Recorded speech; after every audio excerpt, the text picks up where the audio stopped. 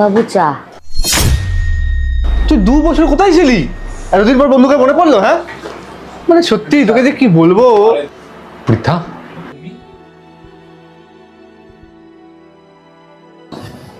সরজিৎ, তুমি কোথায় যাচ্ছ? আমি বাইরে যাচ্ছি পড়াশোনার জন্য। আমি 2 বছর পরে আসবো। না, তুমি এইভাবে চলে যেও না। আমার গর্ভে তোমার সন্তান, তুমি আমাকে একা ফেলে কোথায় যাচ্ছ? পৃথা, দেখো কিছু করার নেই, আমাকে তো পড়তেই হবে বলো। আমি যদি না পড়াশোনা করতে যাই কোনো জব পাবো না। তাই জন্য আমাকে এখন বড় হতে হবে।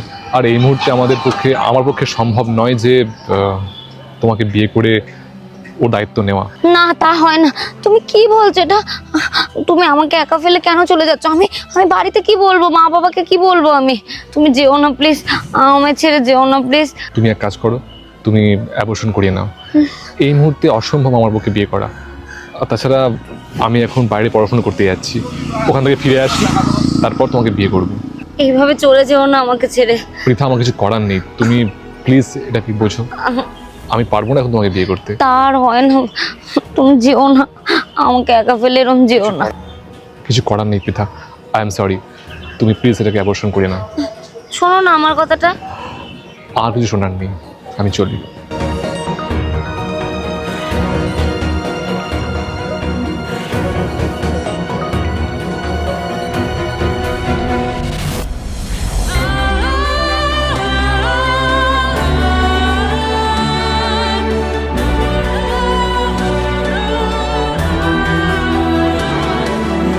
তুমি? হ্যাঁ, আমি। পৃথা, এ কি আমাদের সন্তান? ওকে সন্তান বলার অধিকার তোমার নেই। কোথায় ছিলে? কোথায় ছিলে এতদিন? যখন আমি হাতে পায়ে ধরেছিলাম তোমাকে, বারবার অনুরোধ করেছিলাম যে আমাকে ছেড়ে যেও না, আমার গর্ভে তোমার সন্তান।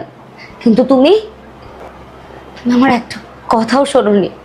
তোমার কেরিয়ার এত বেশি ইম্পর্টেন্ট, তুমি চলে গেছিলে। আমি কি করব? কোন বাবা মা সহ্য করবে? তোমার কাছ থেকে ওই কথাটা বলে বাড়ি গেলাম। বাড়ি গিয়ে বাবা মাকে বলাতেই বাবা আমাকে বাড়ির থেকে বের করে দিয়েছে। কিন্তু আমি আমার সন্তানকে পৃথিবীর আলো দেখিয়েছি। ওর মা বাবা সব কিছু আমি ওকে অনেক আগলে বড় করছি। তুমি যেটা পারোনি সেটা আমি